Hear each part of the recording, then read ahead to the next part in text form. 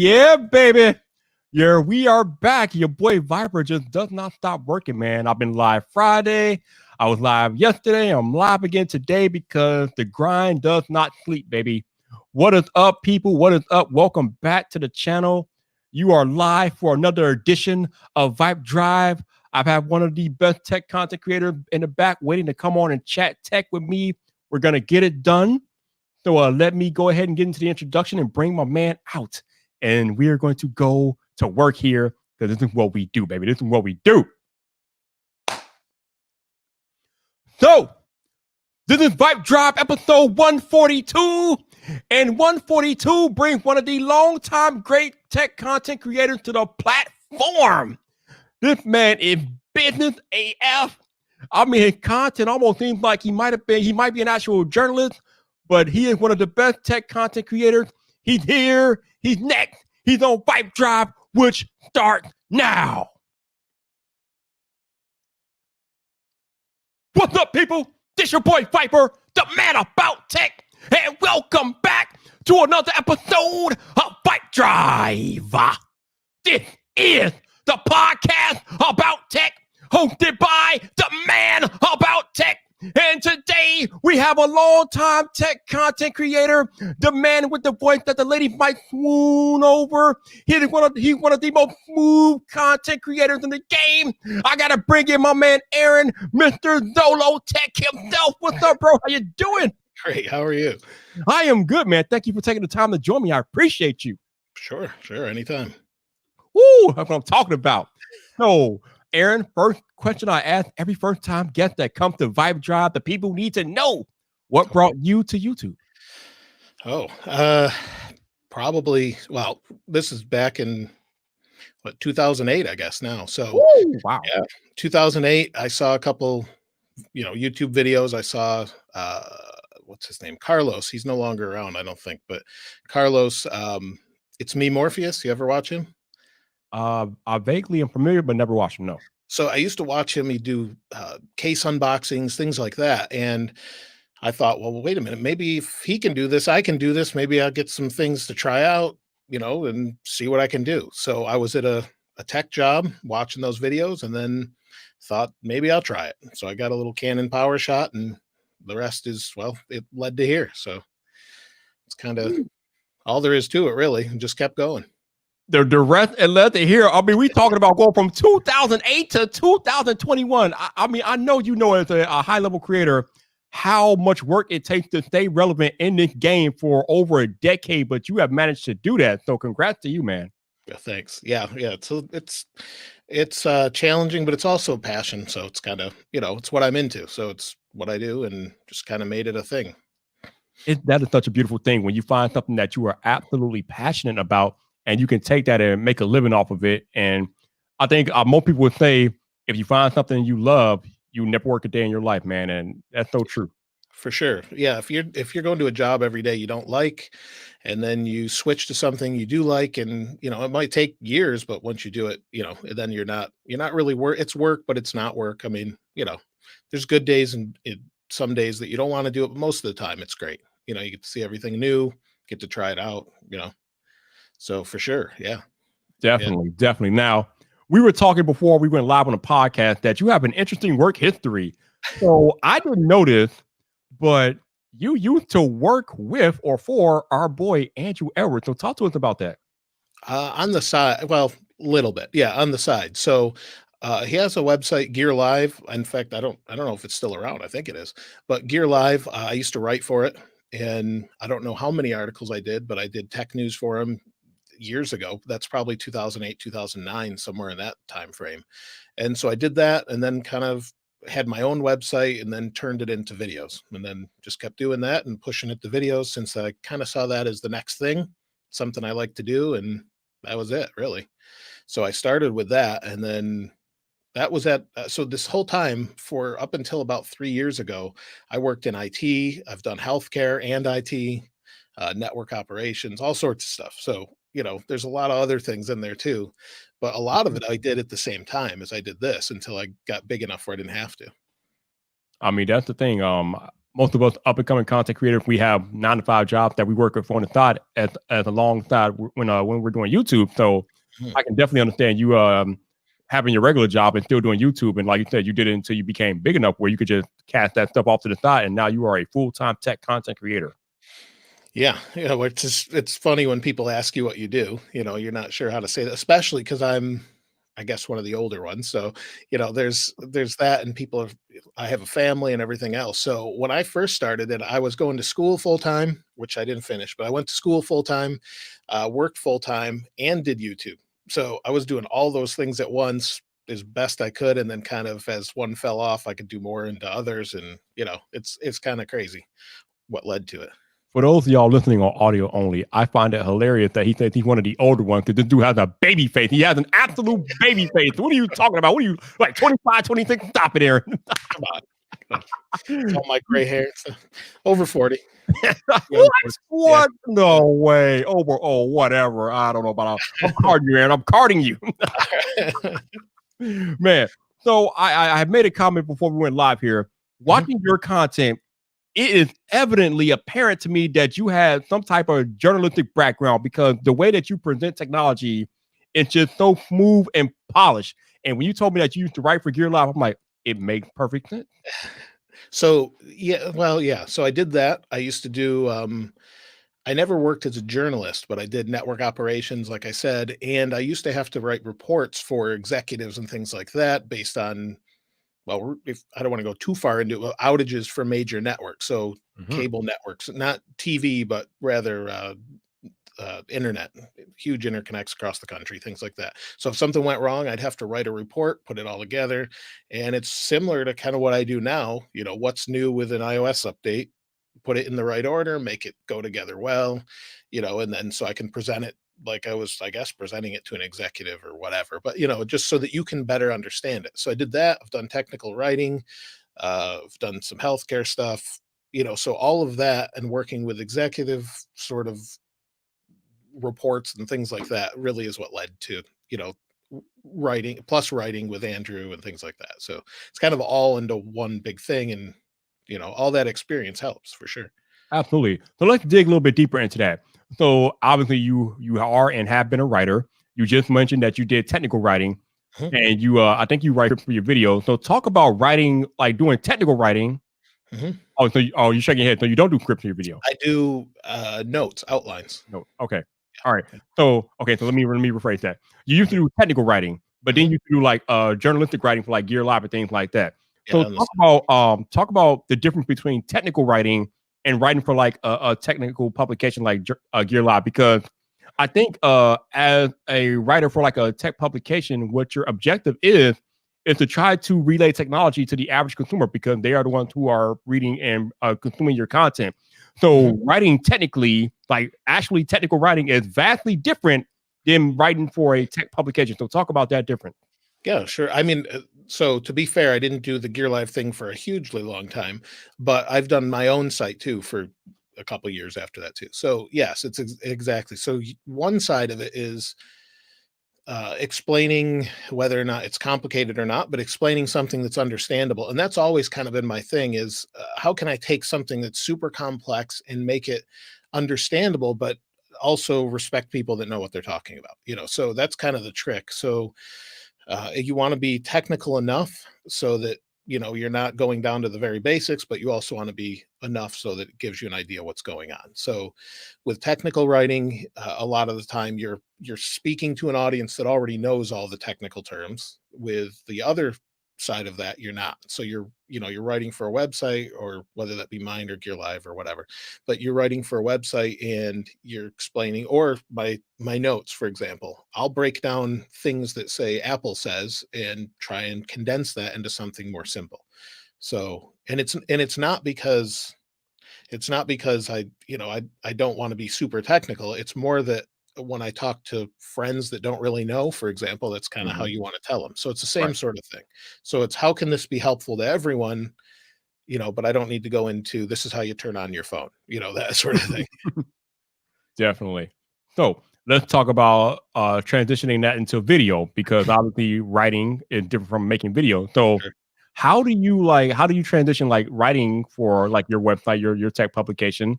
to putting that taking that content and kind of transitioning it into video form? Because obviously, as we know, trying to do things on video is a lot different because sometimes we're on camera, sometimes we're not on camera. But when you have product on camera and you're trying to explain product, there's a lot more visual cues and cadences that you have to be aware of and try to relate to your audience through watching in video form. So just talk about the difference between writing and then actually doing video content. So so the writing helps because if you read back out loud what you're writing and you want to make sure it sounds good. If I'm talking to you, I don't want to sound like a robot, but I also want it to sound, like me and you are talking. So the other thing is with video, you want to show, at least for me anyway, you want to show enough of what you're talking about that it explains what you're talking about. So as simple as if you're doing a review of a new iPhone and what it looks like, here's the speakers, here's the microphone, they're asymmetric. Well, show that while you're talking about it. It's sort of it's one of those things where I'm very visual, so I want to see exactly what I'm talking about. So it's that sort of thing. So I think there's a happy balance or good balance rather between when you're on camera versus when you're not. And typically I'm, not on camera and I haven't been for a long time. I have more recently, but I have over the years, but it's sort of increased. But I also like to, if it's real simple, I show what I'm talking about and that's it. I think that's I'm not I guess unlike some, I'm not really like a cinematographer. I'm more of a teacher, I suppose. So Yeah. that's kind of how I think of myself as I want to teach or help you figure out what you're doing, or do it better, whatever. So When I broadcast on Twitter that I was going to have you on a podcast, somebody had answered the tweet that you are the person that they go to for firmware updates and things like that because you are so good at oh, explaining what changing from update to update. So you are definitely one of the top in the class when it comes to explaining to the average person what changes are made when their phone gets updated. So yeah. well, thanks. Yeah, I've done some of that too in jobs I've worked in, taught some people, not a ton, but taught some people, how to do things. Oh, and that's where the IT, I did tech support for years. Mhm. So again, you have to explain to someone. So this goes back. So the first IT job was helping people set up their dial-up internet. That's the very first IT thing Ooh. I ever did. Wow. That's 2000. No, 1997, Yeah, 98. that's pre So 2000. yep, and that's how I got into Mac too, is we had a Mac there, no one wanted to learn how to use it, they thought it was dumb, and I said, "Well, I'll do it, I've never used one, let me have it." So and then I figured it out and I was the guy that if you needed to set up your Mac, I'm the guy you go to. So it kinda just went from there, but, I mean, I've been into that since I was a kid, but that was my first paid job anyway. That is awesome, man. Like I said, you are very, very good at what you do. I love just sitting back, relaxing, and watching your content. Oh, It's like thanks. I said in the intro, you are, and it's like I said in my introduction, you are just so smooth with it, Oh, and it's just a special aura that you have about the way you present content.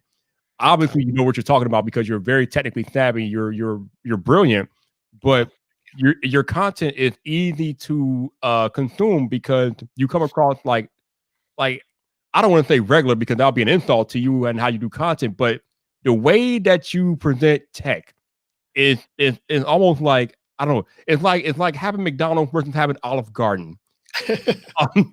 When consuming your videos, it's like going to having a night at Olive Garden. So I that's probably the best way I can like relate it. I don't know if that's good, some people don't like Olive Garden. So Well, in this case, it's good. It is good. okay, alright. So, yeah, and, I think just years of it's really just years of IT. So, I mean, that's you have to learn to explain how things work and how to set things up, everything from the simplest, dial-up internet to advanced networking, things like that. So, I completely understand because I myself work in IT, so I know how you have to take like complex technical things that are happening and explain them to people who don't have a monkey's nipple clue what you're talking about. But if they're like, "Well, what happened? Why did that happen?" And you have to tell them in non-technical terms why their computer did this. And so I right. completely understand. But like I said, you do it so excellently on video, man. Talk about I love watching your content. So thank Thank you you. again for taking the time to join me tonight, man. I appreciate you. Sure, sure, sure. So let's talk about a recent transition you made with your video content. Uh-huh. For the longest time, you did videos and you did not put your faith in the video. But I think it was 2 or 3 years ago, you made a transition to putting your faith on camera. Mhm. So I guess let's start with why did you start out not putting your faith on camera? Um, it was easier.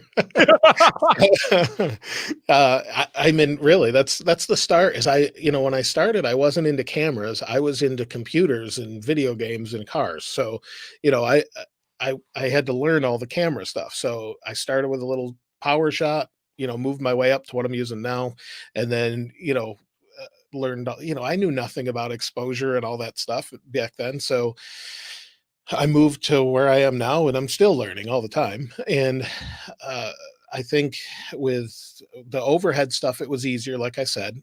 Plus, it was limited time. So, working a normal job, editing takes a long time. So, if you're doing whether that's multicam editing or you got to do multiple takes or whatever, it takes a while. So, I think that's probably the main reason. And then some of it is I was not comfortable. I still am not that comfortable in front of it. It takes me a little bit. I told you before this that, give me a few minutes, I'll get comfortable with it and then I'll be fine.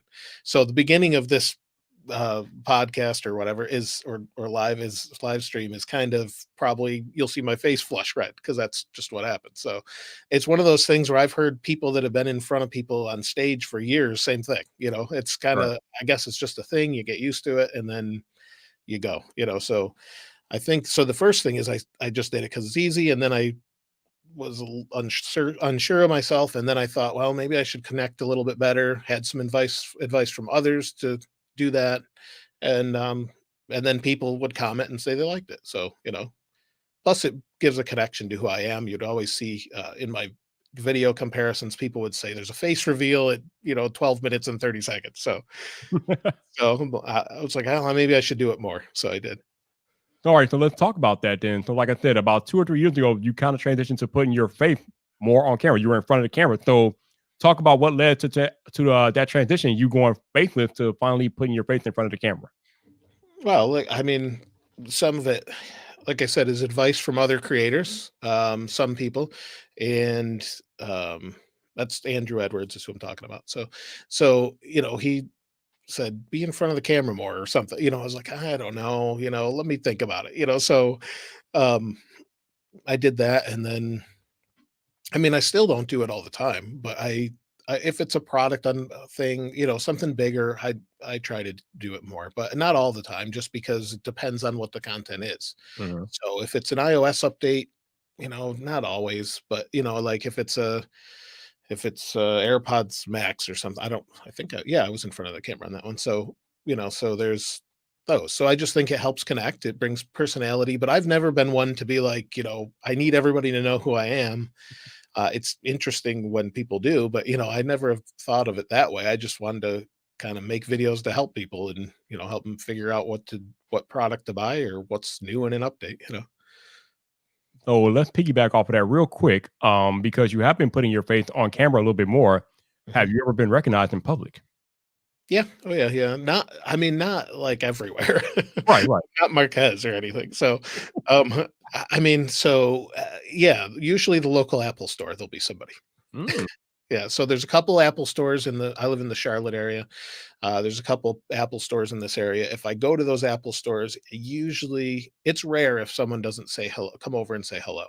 And sometimes the last time I went, it was also not just, and those are Apple employees I'm talking about, just that work in the store. But there's also some that were in line because have you seen the new stores where they have sort of we've all wearing masks and stuff. So, you're in line and waiting to the next go yep. next. So I had someone, say, hey, and so I talked to him for a little bit and then that was it. So not too much, I mean, I did have someone recognize me in a grocery store once.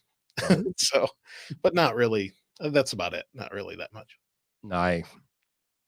Every few months if I'm in an Apple store, really. That which makes sense because you make a lot of Apple content, so that definitely makes a lot of sense. Sure. Shout out to the 23 of y'all that are watching the podcast live tonight. Thank you for tuning in to another episode of VypDrive with me and my man Aaron from Zolo Tech. I appreciate you guys hanging out each and every time I go live here on these YouTube.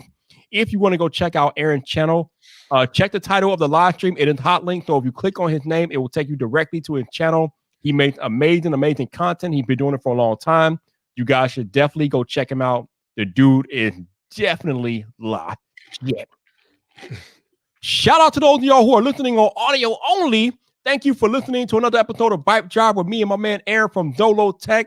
He is definitely legit. If you want to go check out his YouTube content, his tech content, which you should, his channel link will be in the show notes below. Definitely go check him out. You will not be sorry. He makes amazing content. If you guys want to support the podcast, there should also be a buy me a coffee link down in the show notes.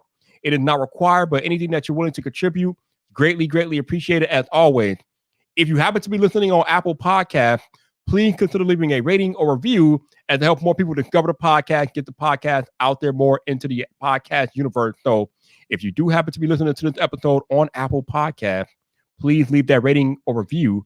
And thank you for listening to another episode of VypDrive.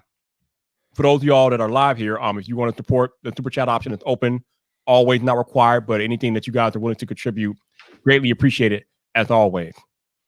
So Aaron, you are approaching a epic YouTube milestone, which will occur in 2021. So I ask everybody these questions when I know they're close to a milestone. Yeah. So at some point in 2021, you will eclipse 1 million subscribers on YouTube. So I gotta know, Aaron, do you have a plan? Do you have a special plan for the occasion? I don't. What? What are you talking about, Aaron? Come on, man. I should. I know. I'll have to come up with something, I guess. I don't know. Man, if I ask you the question again, you give me that answer, we got a problem, Darren. It's the same. My wife who's probably has some idea. I don't know. She's probably already planning something, knowing her. So, yeah, I don't know. I'll have to figure out something. I don't want to do something everybody does. So, you know. I'm sure you will figure it out, man. I'm sure you will figure it out. Yeah. So when you started back at 2008, did you ever think you would get this far? No, well, like I told you, it's it's me Morpheus. If you look him up, he's still on there. He passed away. So that's why I said he wasn't around anyway. So he, it was sort of, I think myself and Quinn Snazzy, Snazzy Labs. I think he was also someone that inspired him back then. So I think, I don't know. I think, back then I saw him, I think like hit 6,000 subscribers and then 16 and then 50. And I was like, this is unbelievable. And I never thought I'd be anywhere. When I hit 200, I thought, how is this even possible? So to get close to 1 million, I mean, it should happen this year, if things continue the way they do. So yeah. Hey, like I said, you better figure it out because it'll come quicker than you know, man. It'll come quicker than you know. Thank you. So let's talk some tech, obviously, because we both make tech content. So let's talk some tech. We both have the Apple AirPods Max. I don't want to harp on this too much because I've harped on this before on these live streams. But I'm just curious, have you ran into the condensation issue I've ran into? No, I actually had made a point. I have them right here. So I had made a point to look, and I forgot. So, so I meant to actually look at them and see if there was actually that condensation issue, and I haven't seen it. But that's one thing I wanted to ask you is how long did you notice it after wearing them? Because I'll wear them for a couple hours sometimes for sure. Yeah. So very definitely after extended periods of use, it always shows up for me. I mean, I had an issue where I was only wearing from like maybe half an hour, 45 minutes, and it showed up. So for me, it didn't take that long, but I think it's going to vary by person. But it doesn't take much. Not working out or anything, just sitting down watching content. And when I'm at work in the office, I'm wearing them just watching YouTube and things like that, and just doing nothing. And it's still the moisture from the human skin, just like it just messing with them. And then my other thing on that is do people experience that with other headphones, like these headphones? I don't know. I haven't looked. So that is the $1 million question. Now, there is a such thing as ear sweat, and that does happen in other headphones as well. So you definitely there's definitely some type of something to it. This is something that might have occurred with other headphones, just because we don't have the ability to open them up and check the ear cup. But I think it may be. But my thing, Aaron, is that this should have never made it out of Apple's R&D. You were talking about one of the most like fanatically detail-oriented companies on planet Earth. How did they not check this in R&D. How does it ever make it out of R&D, Aaron? I just don't understand that. Well, I don't. So I guess the thing I'd want to know. So that's going back to the technical thing. I always wonder, is that, like I said, is that a normal thing? I don't know. We can't really look behind the ear cups of these. These are Sennheisers, but we can't really look. These are more vented though too. So maybe maybe that's the thing. The AirPods don't seem as vented. So yeah, I guess first of all, I'd want to know, is it a thing or not? And if it isn't, then I think Jason from said it's not. Tech, Yeah, he said it's not a thing. So he tests more headphones than I do, so I guess so. So yeah, if that's a thing, well then hopefully Apple thought of that, or they're gonna have to do a recall. Yeah, So I'm with you on that one. There will need to be a recall because there's really no way to fix it. It is an inherent design flaw. Like I said, I don't know how it ever made it out of Apple's R&D, but they will have to recall them, I think, at some point because the condensation ain't going to end up messing up the headphones over a long period of time. And that's just they're way too expensive to be going through that. And they're not IP rated or anything. Exactly. So yeah, I don't. Yeah, if it's a thing, then well, hopefully they fix it, I guess. Hopefully. But let's stick with Apple because I have another interesting Apple tidbit to talk to you about. Okay. And I'm pretty sure you know where I'm going with this. But if you don't, we got to talk about Apple removing the charger in the box on last year's iPhone 12 model. Curious to get your thoughts on this. So I understand their reasoning for it. I don't think it was the right move yet. So if everyone had USB-C to USB-C or USB-C to Lightning rather, then sure, that's fine. But we don't. We went from the little 5-watt adapter that was USB-A to Lightning, and then now we're at, if you bought an iPhone 11 series phone or 11 Pro series phone, you have the 20 or 18-watt adapter with USB-C to Lightning. So otherwise, you're going to have to buy that connector, or you've got one of the new iPads that comes with it, like the Air and things come with that. But other than that, you're not going to have one. So I think they should have given it 1 or 2 more years. And unless maybe the only other thing I was thinking about this when that happened is maybe there was a supply issue and they said, well, let's just do it now and get rid of it. No, I don't know if I can chalk it up to a supply issue. That's not a move that you make just because you have a supply issue. I mean, I think that's something that was planned out long in advance. Right. And like you were saying, like, here's the thing. So the people who are defending this are saying, oh, you got chargers laying around the house, blah, blah, blah. And that's some of that is true. But not everybody. Yeah. Not everybody. You're right. But they included a USB-C to Lightning cable in the box, which is incompatible with the 5-watt chargers that we have laying around. Right. So unless you bought an iPhone 11 Pro last year with the new 18-watt fast charger, which does have USB Type-C, the cable that comes with the iPhone 12 is incompatible with all the older Apple chargers. So that argument is already moot. Right. Yeah. And plug it into a MacBook. That doesn't work for me either, because who puts their MacBook by their bed or wherever you're charging it, so, I mean, maybe some people do. I don't. But I usually use wireless charging or whatever at night. But the thing is for me, it's not a big deal. I still think there should have been include it in the box. And if you want to be environmentally friendly and you don't need it, get this one, at least for a year or 2, something like that. Because it costs, I think, what are these, $19 now? Yep, something like that. So, for check a box, I need one. Something like that, because and some people lost theirs, their dog chewed on it, or whatever. I don't know. So, if you need one, you need one, or they could use an extra, especially this type, and then recycle your old one, or give us your old one. We'll give you a new one. I don't know, whatever. Just, I don't think it was the right move yet, maybe later, but. Yeah. I definitely think it was premature to remove the charger from the box. Not everybody who buys an iPhone this year will have chargers lying around. So I believe that you're doing them a disservice, having them go to your website and have to pay an additional $20 just so they can have a charger in the box. And the other crazy thing, Aaron, is that the chargers that they are selling this year, the MagSafe charger and the MagSafe Duo, none of them come with a charging brick, which is kind of crazy. How does the actual charger not come with a charging brick? Like, what? What is this? I don't understand. Yeah. So I don't get that, but the HomePod Mini does. So I was like, yeah, and the HomePod Mini is cheaper than, well, the phones and a lot of other things. So, yeah, it doesn't make that's why I said I don't know. That seems kind of weird from like a logistic standpoint with maybe shortages thing. I don't know. That's what I try to give them some benefit, but I still don't think I think it would have been better for them to give people plugs first, at least. Me too. I agree with you, man.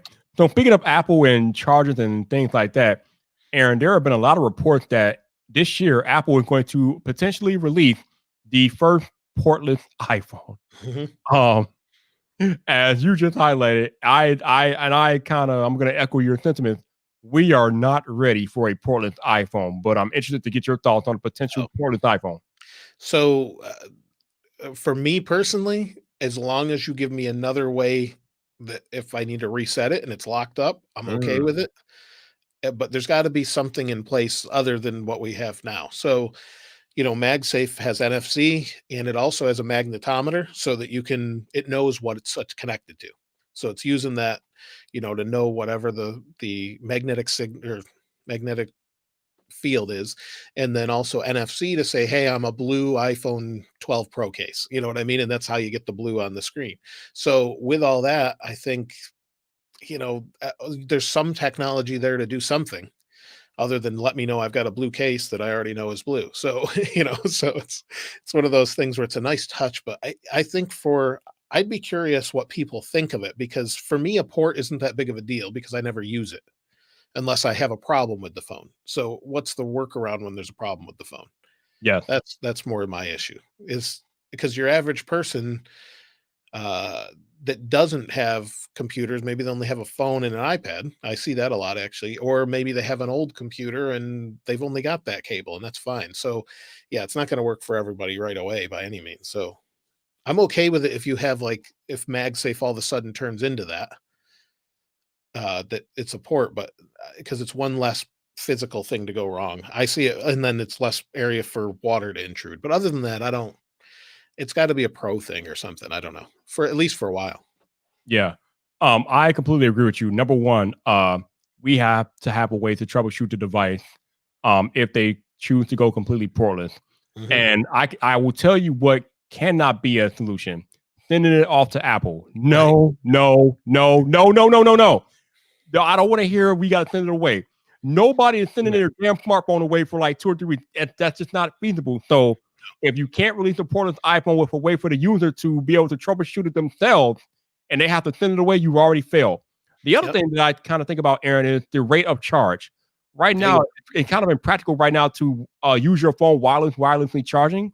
And a lot of us do use our phones while they're charging. So right now, wireless charging rates are pretty slow. I mean, even the fast wireless charging is not that fast. So, is there a way that we can use the phone while it's wirelessly charging? I don't know. It's nothing really good that's out there right now. So that's another potential issue. Yeah. I think wasn't it?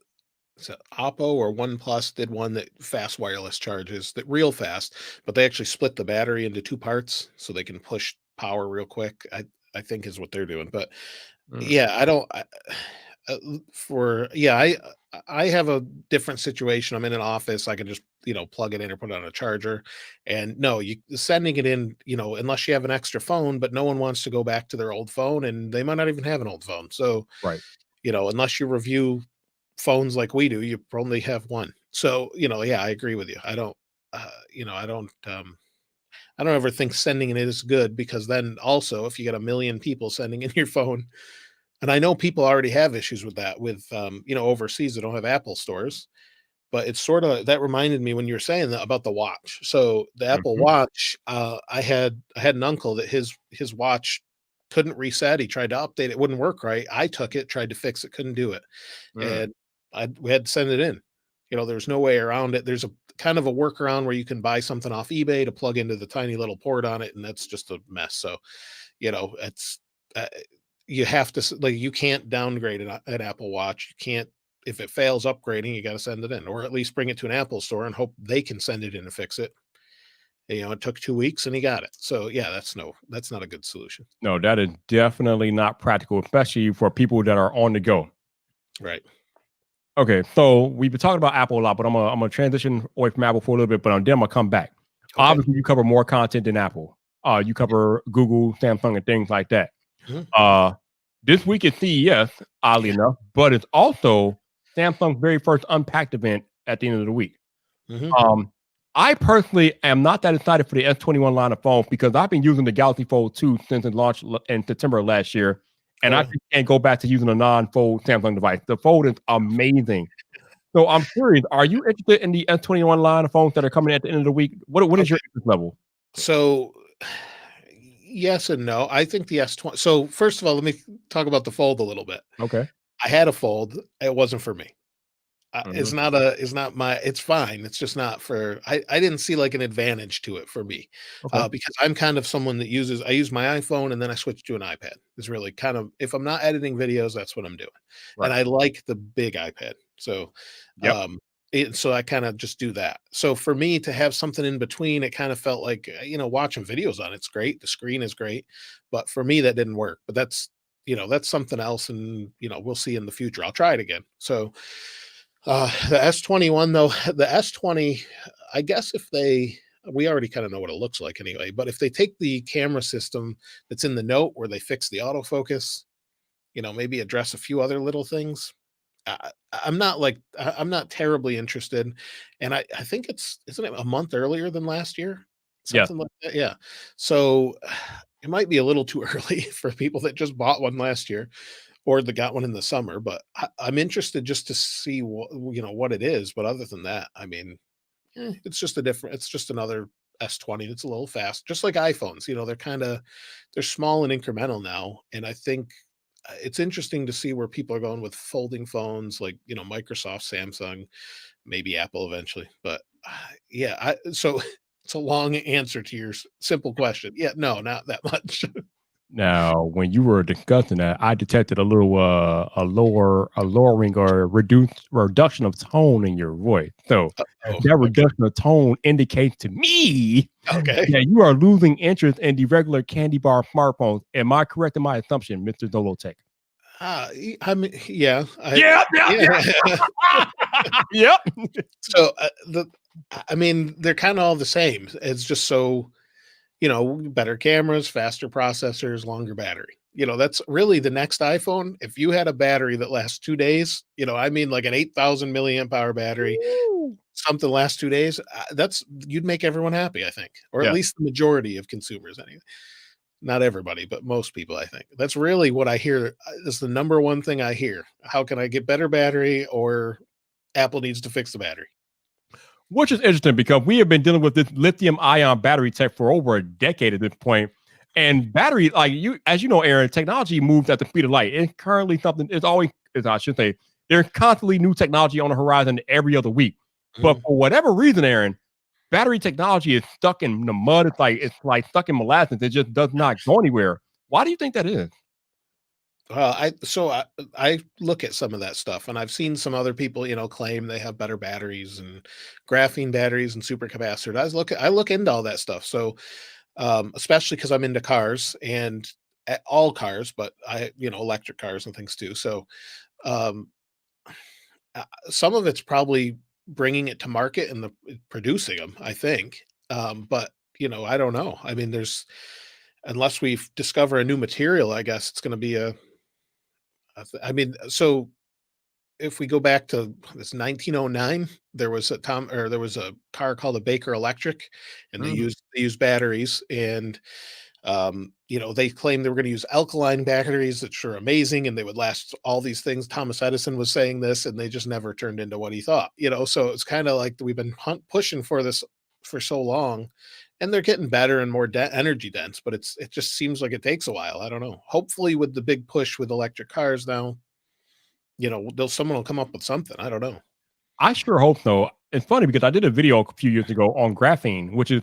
was supposedly the new up and coming battery tech, but we have seen nothing in the mainstream market relating to graphene, or I think graphene or graphene, however you pronounce it. Mhm. But that was supposed to be the next great battery tech. I think Samsung was supposedly working on it, but again, here we are in 2021, and I did that video 2 years ago, and we have still seen no like really major developments on the graphene battery. So I don't know what's going on with it, but hopefully they're still working on it because it would be nice to have some type of new battery tech because lithium ion is way past its prime. Yeah, and so you can bet anyone's working on, or tons of people are working on them, because whoever figures it out is going to be incredibly wealthy. Yeah, yeah. Yes. Much cha-ching, cha-ching.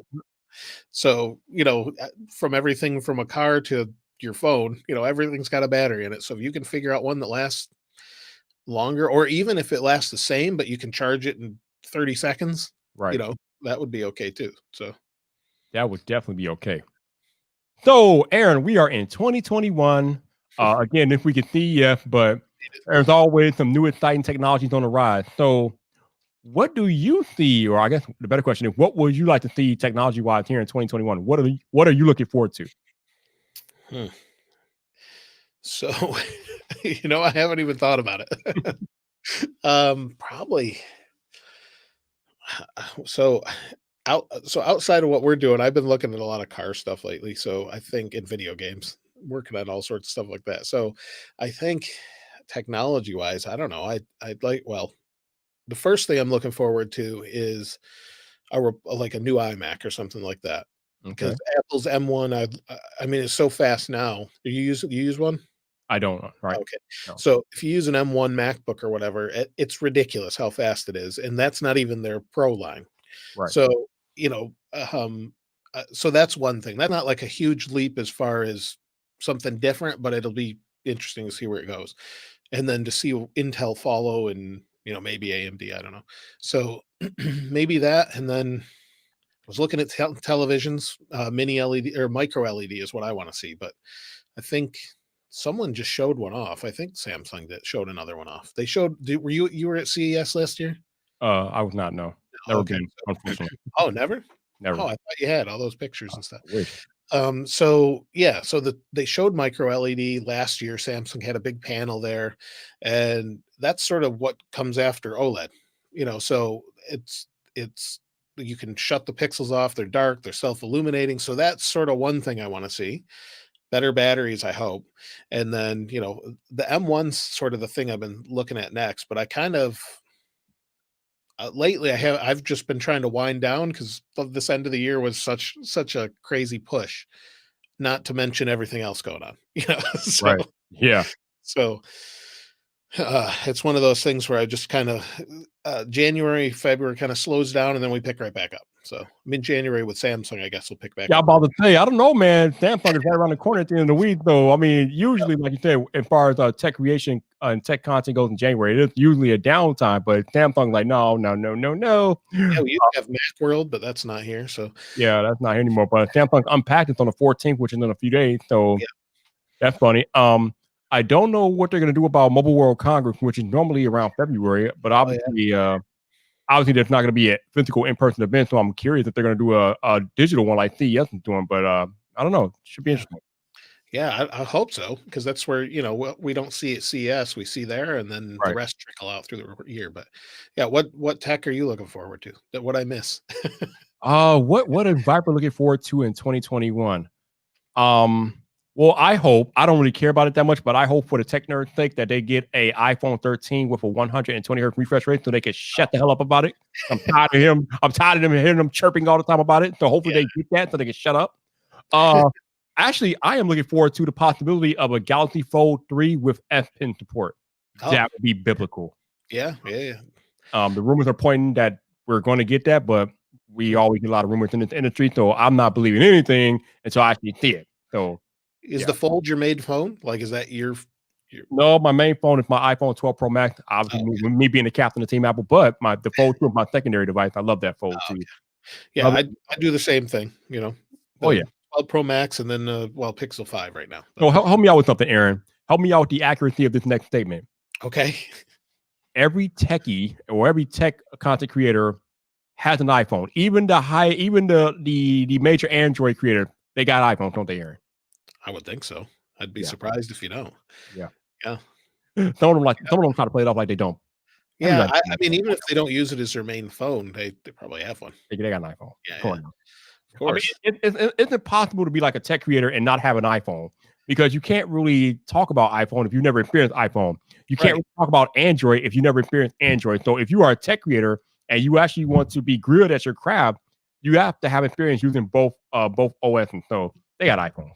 Yeah. So that's Yeah, exactly. So for me, you do IT, you said. So Yep. I want to know how it all works so that if I want to compare them or I need to help somebody figure out something, I know how to do it. So Exactly. yeah, it's just Mm. kind of what I've done forever. So, And you say can't do that unless you have experience using everything. right. Xbox, PS5, same thing. Exactly. Ooh, so do you have both of those, Xbox and PS5? I don't have a PS5 yet. Oh, man. Um, Oh, I that's right. I should soon, I think, but Okay. we'll see. Yeah, so I was able to get an Xbox Series X from Walmart. It Nice. was yeah, I don't know. I saw it went live. I was like, "Oh, let me try and get this," and I did. So that was good. And I play Xbox more just because that's kind of what I've done from the beginning. And everyone I know that play like my brother's on there, and I have a bunch of other friends I play online with on Xbox a lot. Okay. So your job right now in the private chat that we have on StreamYard is to give me your gamer tag. Because I have an Xbox, as you know, but I don't have your gamer Okay. tag. All right. Where do I do? Oh, over here. Yeah, I see Yeah, it. that's a private chat thing that you can write it in there. Private Um, chat. so Okay. This while we're one's doing easy. that, what's that? I was an Xbox beta tester. An I used to Xbox be Xbox Live beta tester. I used to be too, Yeah. way back in the day around Yeah. the original Xbox. I used to do Yeah. that too. Yep. Yeah. So that's my name is four letters. What? How the hell did you pull that off? That is amazing. Wow. That is like the simplest thing I've ever seen in my life. That is Yep. that. Wow, you got lucky with that one. My goodness, man. So let's talk about Xbox real quick. How are you liking the Series X? Because I love mine. I play it more Xbox myself too. Oh, do you? Okay. I do. So, I think I need a better TV. So, Yeah. so, so I have a Sony TV, but it doesn't do 120 hertz, but it's HDR, so it's fine. Whatever. I don't have the 120 hertz gaming TV thing, but the it's good. I love how quick everything loads on it. It still has the normal bugs where I have to restart programs and stuff, but I think that's more like Call of Duty and those programs crashing when I see other people talking about it on PS5 too. So Yep. having problems with it. So I think that's more PS5 or Call of Duty or whatever. I mostly play that Battlefield and Forza. Okay. So. So you play a game called A Kingdom for Keeflings? Is that what That's my wife. okay. I'm So like, yeah, she plays that. Yeah. do I have the right person here? No. Oh, no, that's me. Yeah, Okay. she plays that all the time. I don't know. It's an Wow. old game, but whatever. I will tell you, Aaron, the one thing I love about the Xbox Series X is quick resume. I don't know how much you use it, but All quick the time. resume is life changing. Yep. As you turn it on, it's there. Yep. It's so much better. I mean, going from game to game, like with the quickness and efficiency of quick resume, oh boy, it's Yeah. lovely. It's PS5. I haven't used the PS5. I've watched some stuff on it, but hopefully it's quick. I don't know if it's that quick, but It doesn't have quick resume. I mean, oh, the PS5 is an overall system is faster. It mhm. downloads games definitely faster than the Xbox, but PS5 does not have quick resume. Quick resume is Yeah. just it's literally next generation gaming. It's lovely. Okay. I knew it resumed fast. Well, because it has that SSD. So I knew it loaded fast. I knew it didn't have quick resume, but I haven't played with one. Yeah, I've yeah. actually never even seen one in person. Yeah, the PlayStation 5 definitely has the faster SSD, and it shows when you like load those games and when you download games on it, it's uber fast. But like I said, nothing is messing with Xbox Series X and quick resume. It's amazing. Mm. Oh, okay. Yeah, I that and Battlefield 5 I've been playing. Well, I played that earlier today, so Battlefield 5, okay. or Okay. yesterday. Yeah. I haven't touched my Xbox or PlayStation in a while because I've been more focused on making content. But when Yeah. I was playing, I was rocking with Cyberpunk and NHL 21. I was playing a lot of hockey on it too. So Oh, I haven't played Cyberpunk yet, so I saw everybody had issues with it, and then I was, I'm not that much into RPGs, so it was like if everybody's having issues, I'll wait a little bit. yeah. It played pretty well on the Series X, but if you have a Xbox One or a PS4, then it's just unplayable. From what I Oh, hear, huh. it's just not a good look. It was so bad, Aaron, that Sony and Microsoft pulled I both of saw the that. pulled them out of the store, like pulled them, like yanked it, like get out of there. I Crazy. saw I saw that with PlayStation. I didn't know that with their Xbox too, but yeah. Yeah, you know what? Maybe Microsoft didn't pull it. I thought they did, but I think I know Microsoft was issuing refunds for it too, though. So yeah, it's been a complete debacle for real. That's too bad. So I have an interesting question from you for you. I should say. Like I said earlier, I want to go back into Apple a little bit. So I kind of posed the question on Twitter. So I'm kind of interested to get your thoughts on it. Mhm. So Apple's been around for over 40 years, and they're one of the top. They are the top tech company, top tech brand out there. So, um, Do you, Aaron, do you believe that Apple is more of a technology company, or do you believe they're more of a lifestyle brand, or or you believe maybe they're somewhere in the middle? You asked this on Twitter the other day, I I think. did. See, yeah, Yeah, I'm about to yeah, tell yeah, you. You pay yeah, attention. You pay yeah, attention. yeah.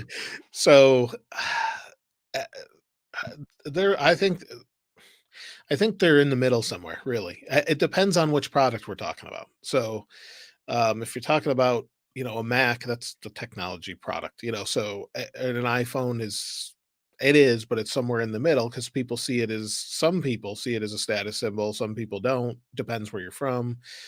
Some people, just want a phone that works. So I guess it really depends who you ask. But with like the Apple Watch edition, the first one, the gold Mhm. one, I think stuff like that's more on the lifestyle side because I don't know anybody that's paying 20 grand for a rose gold. I mean, somebody did, but it's rose gold Apple Watch. So, I that to me, that's a more of a lifestyle thing because you know, if you're swapping an Apple Watch every year, why would you do that? Or every 2 years. Right. So gold, I don't think is worth that much. I mean, maybe it is now, but I don't know. Yeah. But I'm talking about more of like as a brand in its totality. When we think about Apple, I personally think that they are gone far beyond just a technology company. They are an actual lifestyle brand, in my opinion.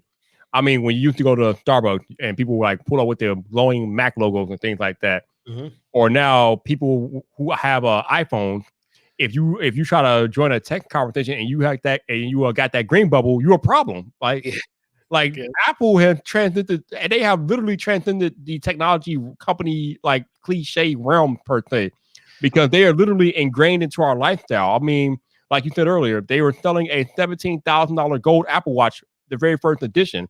Mhm, $17,000 watch Apple sold back in the day. mhm. Craziness, just absolute craziness. You even talked about how the iPhone have become a status symbol. I mean, Uh-huh. hell, Apple products as a whole have become status symbols for the most part. So I definitely think that the brand itself has they have kind of transformed the brand into something greatly beyond just a technology company. And I don't know if they're slowing down anytime soon.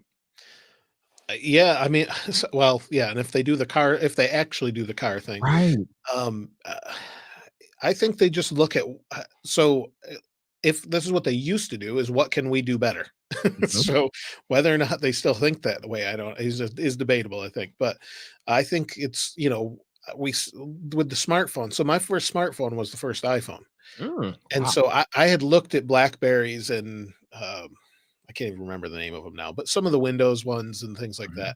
that. The Dash maybe is that one. I don't remember, but it was a while ago now. So and there was none that convinced me that yeah that makes sense and I want to use that. It was all I guess to quote Steve Jobs, it was like the baby internet, like on my phone. I didn't want any of that. I want the real internet. So without Flash for a while, but we had that issue. But so I think going back from there to they kind of I still hope that's what they do is look at things and say, not how can we I know everyone says they're just out for all the money and I mean they're a company, so yes, Right. but the but also how can we take something that's not that great and make it better? And so I feel a lot like Tesla did the same thing, with cars. So the same not and it's not perfect, but it's the same sort of idea is what can we take out of for lack of Samsung copied Apple, Apple copied Samsung, and they go back and forth all the time, but usually when Apple implements something, it's usually done right. So I kind of hope they do that and then just kind of do that with all sorts of products, but I think uh, there's there's a point where you can do too much too. So I personally think they've got way too many products. So uh, Mm. so I think I miss the old Steve Jobs days where there was the grid of four, if you know that thing. I've heard of that. Yeah. Yeah, where it was we've got a MacBook Pro, a Mac, and a Mac Pro, or or an iMac, whatever, an iMac and an iMac Pro, whatever. But I miss with the days where it's you walk in the store and you pick something. So I that's when they were a technology company for sure. Right.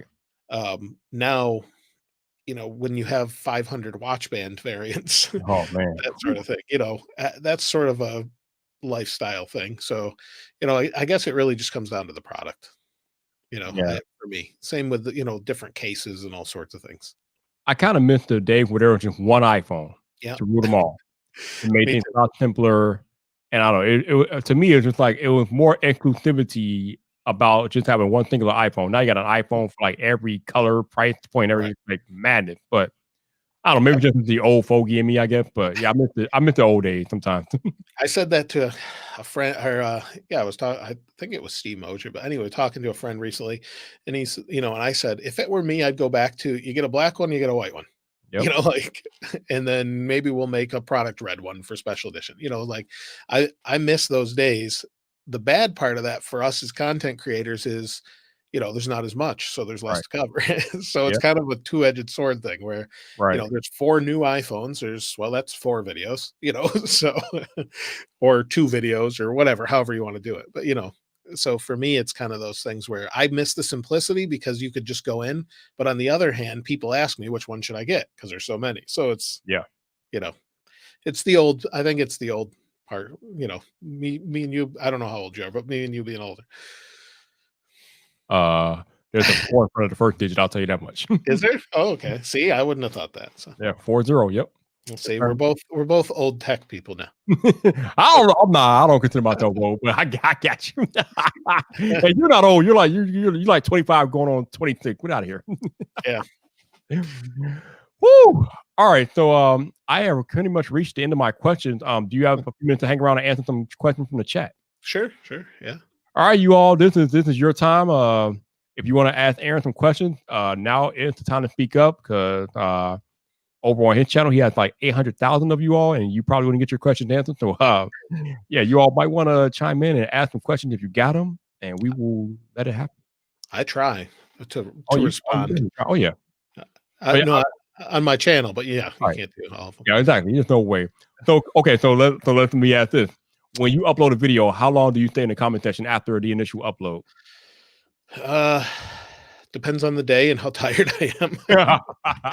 So usually though, on and off for hours. Okay. I've actually more recently kind of pushed myself. Okay, I'm only going to do like I've saw Marquez do that at one point. It's like, I'll be here for an hour. So, so it just depends on the. Gotcha.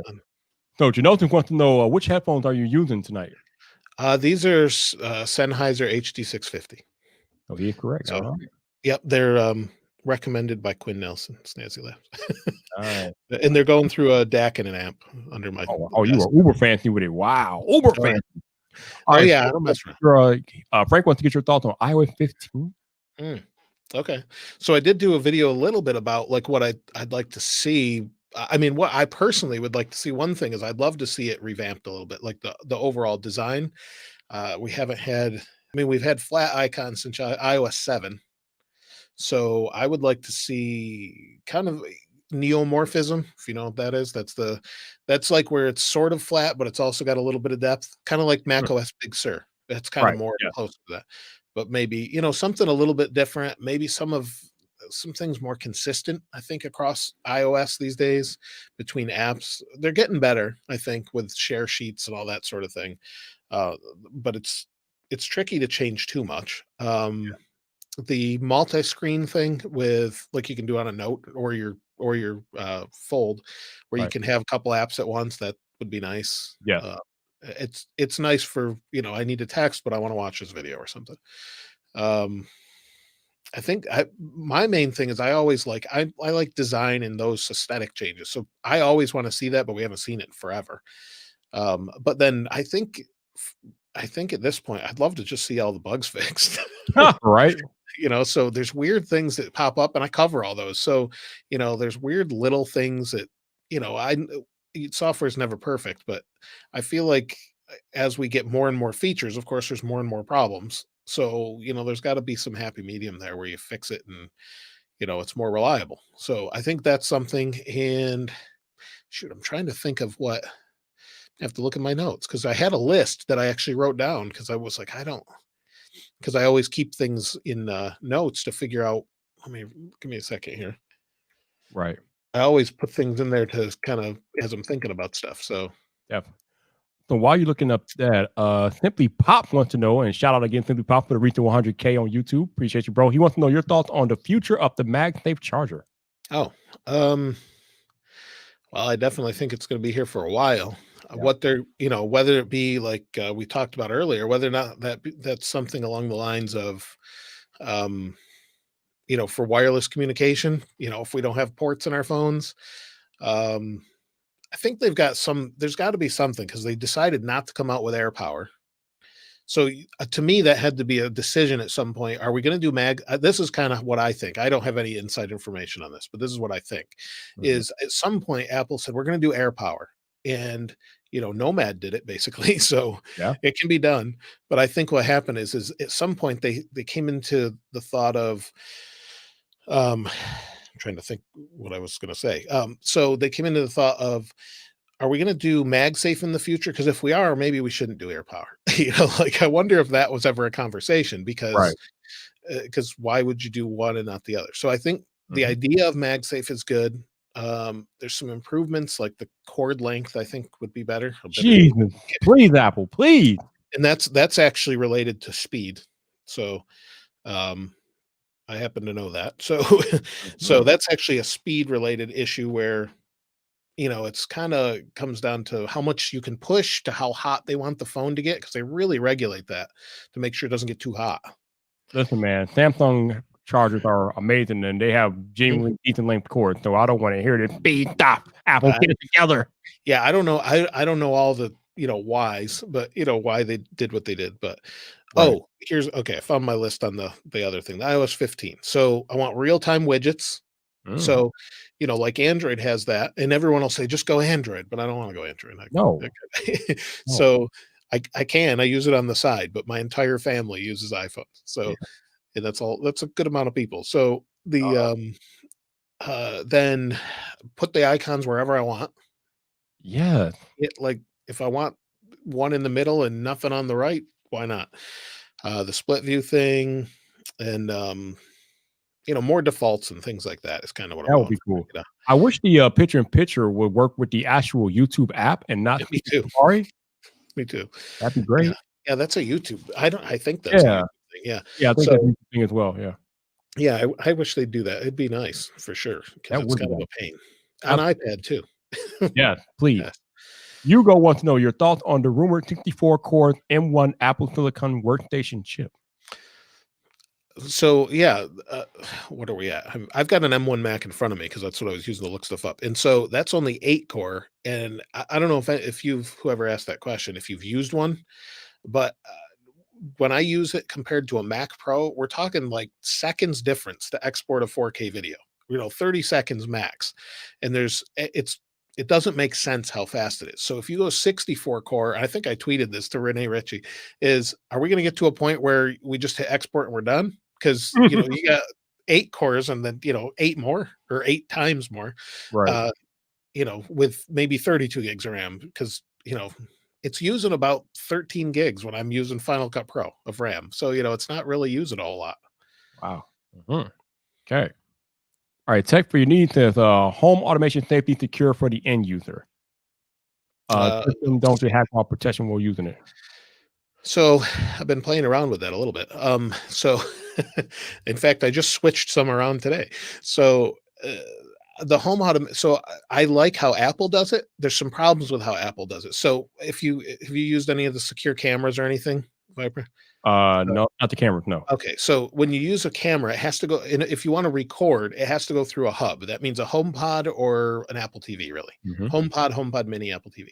The problem is you can't select which hub that is, so it just picks on it tries to manage everything by itself, and then what you get is a lot of disconnects. And so it's something that needs to be fixed, and I was using the Logitech Circle camera.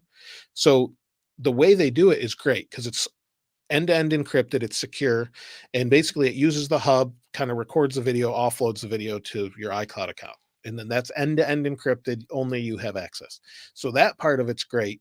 And I think for security, I don't know that there's a better way of doing it because it's sort of when you set it up, it's almost all anonymous. There is no login to anything. It just attaches to your iCloud account. And so, I think that's secure unless of course someone got access to your login. So um, I don't think you could remotely hack that unless you really know what you're doing. So Yep. and who wants to? And first of all, you've got to really want a reason to look into someone's home. So you got to give That's them a right. reason. So you need their account, you need that, and then so I think that's probably the most secure solution right now. I've used a lot of Nest things too, and I've had calls with them, and they've actually asked me, can I get in and look at this? And I said, yeah, that's fine. Okay. And I said, well, how does that work when we get off of this? Oh, when the call drops, I don't have access anymore. Okay. You know what I mean? So Right. each way has Google's pretty good with security. I don't know that anyone's better, to be honest. Apple and Google go back and forth. It's just how much you allow people to see. So I like HomeKit, but it's real spotty. It drops a lot, at least in my experience. Definitely. All right. Next question is Frank wants to know, what are you most looking forward to on the next iPad Pro? I don't know. You stumped him. Yeah. So, well, I mean, that's my most used device, my iPad Pro. So it's what I use if I'm not making videos. I'm using that. I'm using the iPad Pro to watch videos, to take notes, stuff like that, just because it's easy. So for me, I guess, I mean, even better battery, but it's usually not bad, except lately with weird updates. But usually it's pretty good. The cameras are fine. I guess it's more that I want apps for it than it is that I want a new iPad. Instagram, we're talking to you. So I want Final Cut because, Yes. Why not? And I want, Instagram, any of that sort of thing. And I guess there's one other, I mean, maybe the ability to do some, if they're going to use an M1 chip, maybe some virtual machine stuff, that you can do some other things with. But there's not a whole lot that I want more than the iPad has right now yet. There's something will come to mind, but right now, not a whole lot.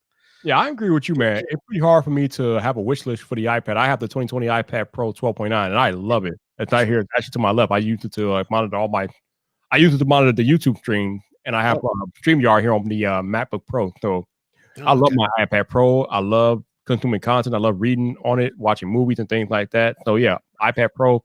I don't really have a wish list. The Magic Keyboard was a godsend this year. I love the Magic Keyboard. So and the 120 hertz display. So it's kind of got it all already. So it's kind of definitely. Okay, Joe says he wants to know your thoughts on we just talked about that. Never mind. Let's go to another question. All right, Amazing Adventure said he loves your videos, especially your iPhone videos. So thank you. Yeah. I appreciate that. All right. So on that note, I think we're going to wrap this up. I appreciate you guys watching us live. Thank you very much. Again, if you want to go check out Aaron's content for everything you haven't already, his channel is hot linked to the title of the live stream. So click on his name and the title of the live stream, and it will take you straight to Zolo Tech, so you can check out his content. You should. The dude is one of the best. Like I said, it's like going out to Olive Garden, baby. He's smooth with it. No doubt. Thank you. Shout out to those of y'all who are listening on audio only today. Thank you for listening to another episode of VypDrive with me and my man Aaron from Zolo Tech. If you guys want to go check out his content, his YouTube link will be in the show notes. Definitely check him out. You will not be sorry. He made some of the best content on the platform in the tech space. Also, if you guys want to support or donate to the podcast, there should be a Buy Me a Coffee link in the show notes. It is not required, but anything that you are willing to do, greatly, anything that you're willing to contribute, and greatly appreciate it. If you happen to be listening on Apple Podcasts, please consider leaving a rating or review as it helps more people discover the podcast and it gets the podcast out there so, we can get a bigger following and things like that. So if you are listening on Apple Podcasts, please leave a rating or review. And thank you for listening to another episode of VypDrive. And thank you, Janosen, for pasting the channel link in the chat there. So if you guys can click on the name and the title, or you click on that link, there you go. And that's it. And that is all. When am I going to be live again? Tuesday night on the Pantheon Tech podcast with Jason and Zach. So if you guys aren't tired of Viper yet, I'll be back on Jason's channel on Tuesday night for the Pantheon Tech podcast. But until the next time, people, this your boy Viper, the man about tech. You know where to find me. So come back for more.